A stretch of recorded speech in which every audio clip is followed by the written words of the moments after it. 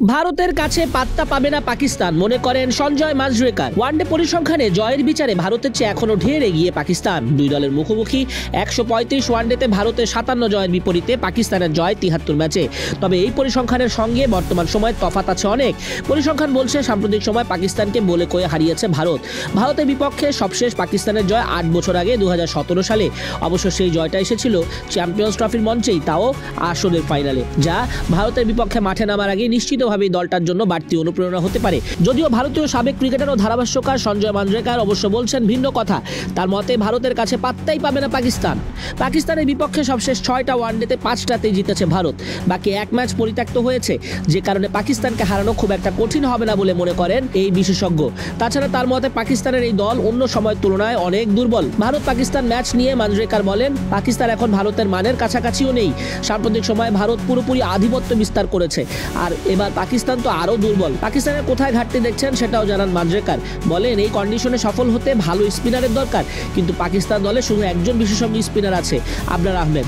তারা সালমান আগা বা খুশদিল শাহকে ব্যবহার করতে পারে, তবে তারা ভারতীয় ব্যাটসম্যানদের বিপদে ফেলার জন্য যথেষ্ট নয়। পেস বোলিংয়েরও খুব একটা প্রভাব পড়বে না।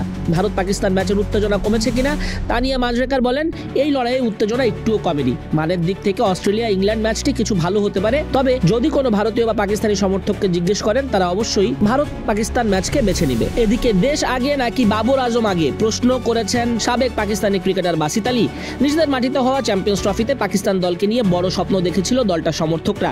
নিউজিল্যান্ডের বিপক্ষে প্রথম ম্যাচ হেরে যাওয়ায় সেই স্বপ্ন এখন বড় ধাক্কা খেয়েছে, আর এর জন্য দায়ী করা হচ্ছে বাবর আজমকে। নিউজিল্যান্ডের বিপক্ষে বাবরের 90 বলে 64 রানের ধীরগতির ইনিংসটাই পাকিস্তানের হারের বড় কারণ হিসেবে দেখা হচ্ছে।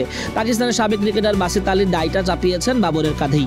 প্রথম ম্যাচে 60 রানে হেরে যাওয়ায় সেমিতে যেতে শেষ 2 ম্যাচ ভারত ও বাংলাদেশকে হারাতে হবে পাকিস্তানকে। কঠিন এই সমীকরণ নিয়ে মাঠে নামার আগে বাবরের ব্যাটিংয়ের কঠোর সমালোচনা করেছেন বাসিত। বাবরকে সমালোচনা করার কারণে পাকিস্তানে তাকে বিশ্বাসঘাতক হিসেবে ডাকা হয় বলেও জানিয়েছেন তিনি। তবে সেটা যে সত্য নয়, বরং বাবরই দেশের জন্য না খেলে নিজের জন্য খেলছেন, অভিযোগ বাসিতের। বাবর আজমের পারফরমেন্সের সমালোচনা করে বাসিত বলেন, বাবর আজম 81 বলে 50 পূর্ণ করেছেন, 90 বলে 64 করেছেন। সে কি কেবল তার মাইলস্টোনের জন্যই খেলছিল? তার কি দেশের হয়ে খেলা উচিত ছিল না? দেশ আগে নাকি বাবর আজম আগে? কেউ তাকে কি জিজ্ঞেস করবে?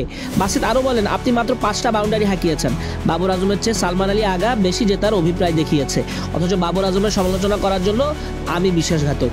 বাবর আজমের সমালোচনা করেছেন শোয়েব আখতারও। বলেন, বাবর আজম যে পণ্য হয়ে উঠেছেন সেটা দৃশ্যমান। এটা নিয়ে আমি কি বিতর্ক করতে পারি?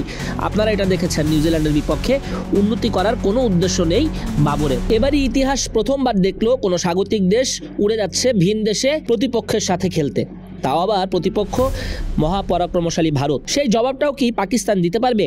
ভারত পাকিস্তান মহারণ শুরু হবে দুবাই ইন্টারন্যাশনাল ক্রিকেট স্টেডিয়ামে বিগ সানডেতে বিকাল 3টায়।